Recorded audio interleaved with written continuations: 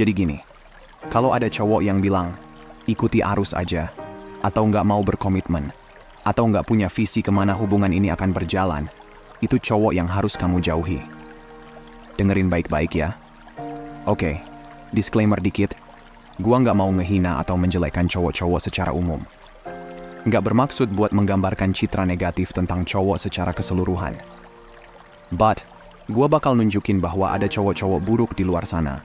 Ada cowok-cowok yang nggak perlu kamu kasih waktu dan energi kamu. So guys, kita harus ngomongin hal-hal ini supaya kamu bisa menghindari tipe-tipe orang kayak gitu dan kerusakan yang bisa aja mereka bawa. Tapi sekali lagi, itu nggak berarti semua cowok masuk dalam kategori ini yang akan kita bahas nanti. Oke? Jadi, jangan salah paham dulu yaw.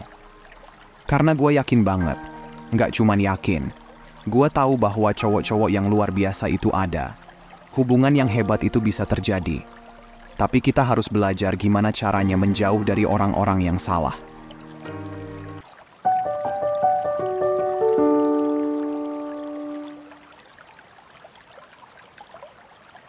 Halo semua, selamat datang di channel Pikong. Apa kabar guys? Semoga kalian baik-baik aja ya. Balik lagi nih, hari ini gue punya video yang spesial banget buat kalian semua. Terutama buat cewek-cewek yang lagi nyari cinta sejati atau mungkin lagi bingung dengan hubungan mereka. Kemarin kan kita udah bahas 7 tipe wanita yang harus dihindari kan? Nah sekarang, kita bakal ngomongin tentang 7 tipe cowok yang harus dihindari. Yup, 7 tipe cowok yang sebaiknya kalian jauhi biar nggak kena drama atau patah hati. Tapi sebelum kita mulai, jangan lupa buat like video ini ya. Share ke teman-teman kalian kalau nggak keberatan. Terima kasih. Dan jangan lupa komen di bawah ya. Kasih tahu tipe cowok apa yang menurut kalian harus dihindari. Atau pilih satu dari daftar yang gue kasih dan bilang kenapa itu yang paling penting. Pokoknya, jangan lupa tinggalkan komen di bawah. Oke, kita mulai aja ya. Langsung ke tipe cowok pertama. Nomor 1, si tuan miskin dan malas. Oke, yang pertama adalah si tuan miskin dan malas. Nah, perhatiin ya. Gue nggak cuma bilang si miskin, tapi si miskin dan malas. Kenapa? Karena miskin doang bukan masalah besar. Semua orang bisa punya masa-masa susah. Tapi kalau dia malas, itu baru masalah. Gue percaya banget kalau cewek nggak perlu membangun seorang cowok dari nol. Maksudnya, nggak apa-apa kalau kamu dukung dia, kasih semangat, tapi kalau dia nggak ngapa-ngapain buat memperbaiki hidupnya, itu beda cerita. Si miskin dan malas ini tipe cowok yang nggak punya uang dan juga nggak mau usaha buat punya uang. Dia yang lebih milih tidur-tiduran di rumah daripada nyari kerjaan atau belajar skill baru. Kamu nggak bisa lihat potensi dia dan mungkin mikir, kalau dia berusaha, dia pasti bisa sukses. Mungkin benar. Tapi kalau kamu mau jadi motivator dia, lakukan sebagai teman, bukan sebagai pacar. Kesalahan yang sering dilakukan cewek adalah terlibat secara romantis dengan cowok yang belum siap untuk hubungan serius. Kalau kamu lihat, dia nggak berusaha sama sekali, jauhi dia. Nomor 2, si paling go with the flow, atau si tuan ikuti arus. Jadi gini, kalau ada cowok yang bilang, ikuti arus aja, atau nggak mau berkomitmen, atau nggak punya visi kemana hubungan ini akan berjalan, itu cowok yang harus kamu jauhi. Dia mungkin terlihat santai dan bebas, tapi kenyataannya, dia nggak mau ada tanggung jawab dalam hubungan. Gue ngerti sih, beberapa dari kalian mungkin pernah bilang, go with the flow, tapi coba tanya ke diri sendiri. Waktu kamu bilang itu, gimana perasaan kamu sebenarnya tentang orang itu? Kamu beneran siap buat hubungan serius nggak? Kalau kamu tahu kamu pengen hubungan yang nyata, berhubungan dengan cowok ini, jadi berbahaya karena flow itu bisa berlarut-larut sampai berbulan-bulan, bertahun-tahun. Dia nggak mau ada label atau nggak punya visi tentang kemana hubungan ini berjalan, sebaiknya kamu jauhi. Sekali lagi, meskipun kamu mau meyakinkan diri kalau dia mungkin cuma butuh waktu, gue nggak setuju sih. Tapi kalau kamu sebagai orang dewasa mau ambil jalan itu, paling enggak jangan terlibat secara romantis, sampai dia bisa kasih tahu niatnya. Simple aja kan? Dan waktu gue bilang romantis, maksudnya jangan ada seks, jangan ada keintiman, jangan ada tukaran cairan kelamin gitu, dan sejenisnya. Oke? Kamu mau ngobrol sebagai teman? Oke aja sih. But itu juga bahaya karena kalau kamu suka banget sama dia, kamu bakal terjebak. Kamu bakal tumbuh perasaan dan sementara dia nggak mau berkomitmen atau kasih kamu visi tentang masa depan kalian, kamu bakal terseret dalam situasi itu dan mungkin menghalangi kamu dari cowok yang beneran mau sama kamu. Jadi, kalau dia bilang go with the flow, biarin aja dia pergi sendiri. Kamu nggak perlu ngasih perhatian ke dia. Itu terlalu banyak masalah, oke? Nah, nomor 3 guys. Ini cukup seru sih, yakni si paling anak mama. Tipe ketiga yang harus dihindari adalah si tuan anak mama. Oke, gue mau klarifikasi dulu. Ada cowok yang cuma sayang dan menghormati ibunya. Nggak ada yang salah dengan itu. Oke. Gue pikir cowok harus sayang dan menghormati ibu mereka. Gue berharap cowok-cowok di luar sana punya hubungan yang baik dan kuat dengan ibu mereka. Itu hal yang indah. Terlepas dari apapun agamanya. Tapi, si anak mama yang gue maksud adalah cowok yang basically harus diurusin sama ibunya. Cowok yang harus konsultasi segala hal ke ibunya. Cowok yang nggak punya batasan dengan ibunya. Jadi, ketika dia dalam hubungan, ibunya yang menentukan apa yang terjadi. Ibunya punya terlalu banyak kekuasaan dalam hidupnya.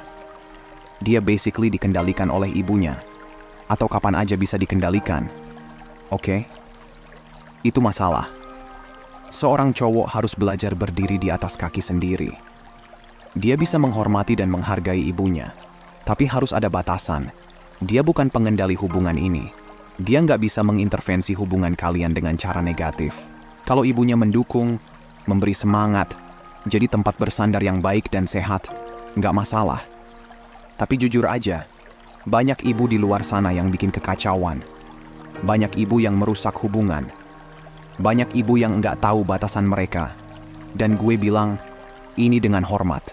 Mereka nggak ngerti kalau mereka nggak bisa mengendalikan hubungan anaknya atau ngambil masalah dengan setiap wanita yang anaknya dekati karena nggak mau kehilangan anak mereka. Tapi intinya, si anak mama bukanlah tipe cowok yang baik karena kalau kamu cari hubungan serius atau pernikahan, sangat sulit untuk menghadapi cowok yang nggak tahu bagaimana melepaskan diri dari ibunya. Itu bukan dinamika yang baik. Itu bukan dinamika yang sehat dalam hubungan. Jadi, perhatikan tipe si anak mama ini, dan kalau dia seperti yang gue deskripsikan, dia jelas cowok yang harus dihindari. Nomor 4. Ini rada sensitif guys, but kayaknya ini nggak kalah penting, yakni si tuan religius atau spiritual palsu. Wah, ini nih. Gua nggak mau ngejudge jalan spiritual orang ya, oke? Gue juga nggak suka nyebut orang muslim palsu, Kristen palsu, atau apapun yang palsu. Tapi, kenyataannya, banyak cowok di luar sana yang pakai agama dan spiritualitas sebagai cara buat dapetin hati cewek, atau buat dapetin keuntungan dalam bisnis. Padahal mereka nggak beneran hidup sesuai itu. Dan ini masalahnya. Dan jangan heran banyak loh cowok kayak gini.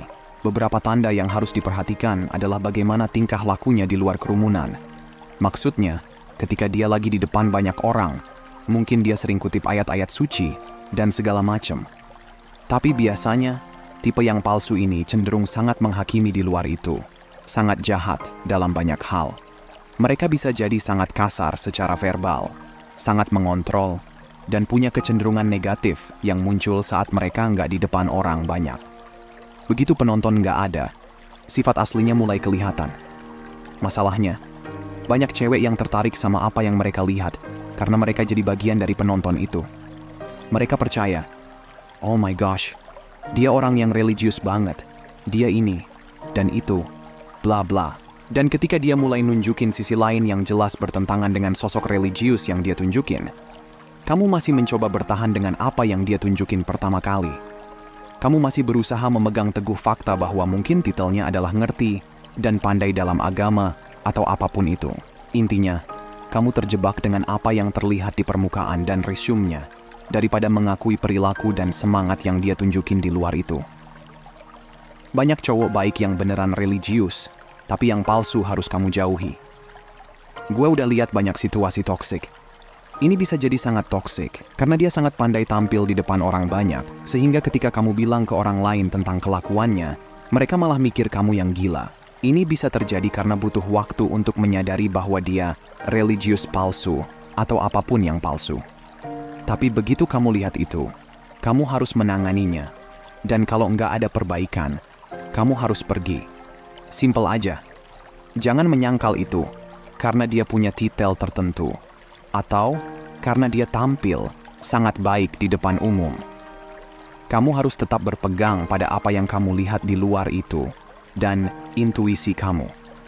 Jadi, hati-hati sama si religius palsu ini, apapun agama atau spiritualitasnya. So guys, nomor 5, si Tuan udah pisah tapi masih terikat secara hukum sama mantannya. Sekarang lanjut ke tipe cowok kelima yang harus dihindari. Kita sebut aja, si menikah tapi pisah. Wah, ini nih. Gua pikir kita semua udah tahu. Jangan pernah terlibat dengan cowok yang udah menikah. Tapi, kenyataannya, ini masih sering terjadi. Dan gue nggak mau menghakimi siapapun.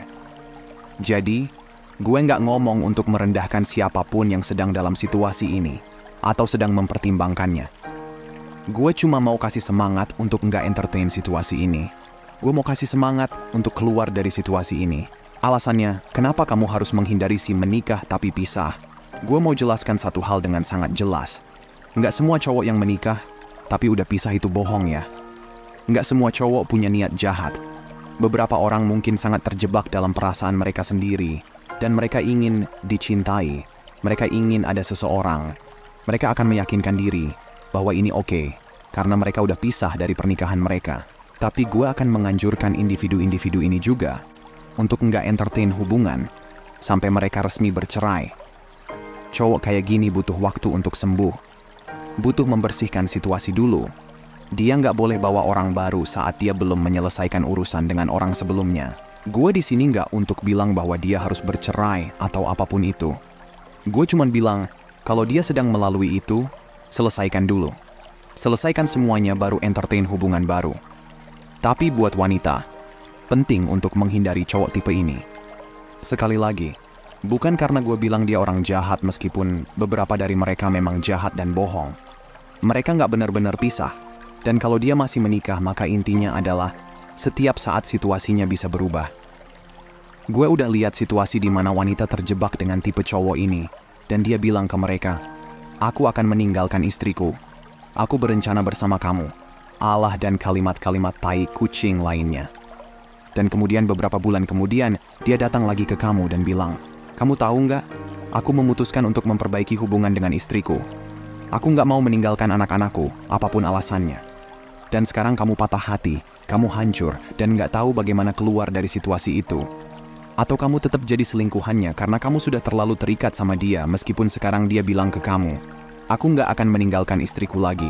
Bagaimanapun, ini situasi yang sangat nggak sehat. Kamu harus sangat berhati-hati membiarkan diri kamu di-entertain cowok seperti ini. Biarkan dia menyelesaikan perceraiannya. Ketika dia udah bercerai, oke, kalian orang dewasa, kalian bisa lakukan apa yang kalian mau. Next, nomor 6. Si Tuan yang nggak tersedia secara emosional atau nggak tahu cara berkomunikasi. Tipe cowok ke-6 yang harus dihindari, kita sebut aja, si nggak tersedia emosional atau nggak tahu cara berkomunikasi. Oke, dengerin nih. Kalau cowok nggak tahu cara berkomunikasi, gue harus tambahin ini. Karena kalau kalian nggak bisa ngobrol, kalian nggak bisa punya hubungan yang sehat. Tapi gue mau jelasin kalau nggak tahu cara berkomunikasi, tapi kalau doi mau berusaha belajar bareng kamu, itu cowok yang bisa kamu pertimbangkan. Nggak semua cowok bakal langsung jago komunikasi. Beberapa cowok butuh berkembang di area ini. Tapi lagi-lagi, ada cowok yang mau berusaha dan peduli dengan perasaan kamu. Dan ada cowok yang cuma bikin alasan. Dan kalau kita ngomongin alasan, kita masuk ke si nggak tersedia emosional. Mungkin dia terlalu rusak. Mungkin dia nggak tertarik sama kamu. Atau bisa jadi ada banyak hal lain yang terjadi padanya. Bagaimanapun, dia nggak mampu punya hubungan yang sehat dengan kamu. Dan kamu nggak perlu terjebak dengan cowok ini. Karena apa yang terjadi pada banyak wanita adalah dalam usaha untuk menarik emosi dari dia. Kamu jadi lebih terikat pada individu ini. Dan kamu sekarang lebih sulit untuk melepaskan diri, meskipun dia selalu sama. Nggak tersedia emosional sejak awal. Jadi, kamu harus terima itu apa adanya. Dan sadar ini bukan cowok yang bisa kamu coba untuk punya hubungan. Jauhi dia supaya kamu nggak jadi lebih rusak dalam prosesnya. So guys, dan yang terakhir, tapi nggak kalah penting, tipe cowok ketujuh yang harus dihindari. Si Tuan, nggak mau pacaran, tapi berlagak kayak pacar. Biar gue ulangin lagi. Dia nggak mau punya pacar, tapi berperilaku seperti pacar kamu. Kamu harus jauh-jauh dari cowok ini, karena ini bisa jadi situasi yang sangat sulit ketika kamu punya cowok yang mau ngelakuin semua hal baik, ngomong manis, ngelakuin hal-hal baik buat kamu, tapi dia nggak mau berkomitmen ke kamu. Dia bahkan nggak mau hubungan secara umum. Setidaknya itu yang dia bilang ke kamu. Seringkali cowok yang bilang dia nggak mau hubungan sebenarnya cuma nggak mau hubungan dengan kamu. Itulah kenapa kamu lihat dia 6 bulan kemudian bertunangan sama orang lain. Dia selalu siap untuk komitmen. Dia cuma nggak mau komitmen sama kamu. Dan itu bukan berarti kamu kurang baik. Ada banyak cowok yang mungkin suka sama kamu, yang mungkin menghargai apa yang kamu bawa ke meja. Tapi mereka nggak merasa kamu yang tepat. Mereka nggak merasa ini orang yang mau aku temani seumur hidup. Dan ada beberapa cowok yang cuma mau punya kamu sebagai kenyamanan dalam hidup mereka. Dan mereka akan melakukan hal-hal seperti pacaran dengan kamu. Tapi mereka nggak akan sepenuhnya mengklaim kamu. Mereka nggak akan sepenuhnya berkomitmen ke kamu. Mereka nggak akan membiarkan kamu berpikir. Atau mereka nggak akan bilang kalau mereka punya rencana masa depan dengan kamu. Kadang mereka mungkin bilang begitu. Tapi lagi-lagi, kalau dia bilang aku punya rencana masa depan dengan kamu, tapi masih nggak bisa berkomitmen sekarang, itu omong kosong. Intinya jangan dengarkan itu. Jadi, cowok yang berperilaku seperti pacar kamu, tapi nggak mau punya pacar, adalah cowok yang nggak perlu kamu pertimbangkan. Itu cowok yang perlu kamu jauhi, karena itu situasi yang sangat berbahaya di mana kamu sangat mungkin terjebak. Kamu sangat mungkin ingin percaya bahwa tindakan dia sekarang berarti dia mau lebih dengan kamu. Dan gue tahu kita selalu bilang, tindakan lebih berarti dari kata-kata. Tapi, kenyataannya tindakan dan kata-kata harus sejalan. Kalau tindakan dan kata-kata berbeda, itu berarti ada kebohongan yang terjadi. Cowok yang serius sama kamu, cowok yang mau bersama kamu, akan menunjukkan tindakan dan bisa mengungkapkan keinginan dia untuk kamu. Tapi tipe cowok yang gue omongin ini, cowok yang harus kamu jauhi. Masih banyak lagi cowok yang bisa kita tambahkan ke daftar ini. Kalau kamu punya yang belum gue sebutkan, tulis di kolom komentar di bawah ya. Tapi bagaimanapun, jauhi tipe-tipe cowok ini. Jadi, nggak masalah dengan siapapun dari cowok-cowok ini yang kamu temui. Kamu hadapi dulu. Karena lagi-lagi, cowok yang serius sama kamu akan memperbaikinya. Cowok yang nggak serius akan membuat alasan. Dia akan mengabaikan kamu. Dia akan berputar-putar dengan topik ini. Cowok kayak gini, tinggalin aja deh. Biar selesai nggak bawa masalah terus di hidupmu. Oke? Jadi sekali lagi, gue harap kamu menikmati video ini. Jangan lupa like videonya. Semoga kalian suka dan mendapatkan manfaat dari video ini. Jangan lupa share ke teman-teman kalian, biar mereka juga tahu tipe-tipe cowok yang harus dihindari. Sampai jumpa di video berikutnya. Bye!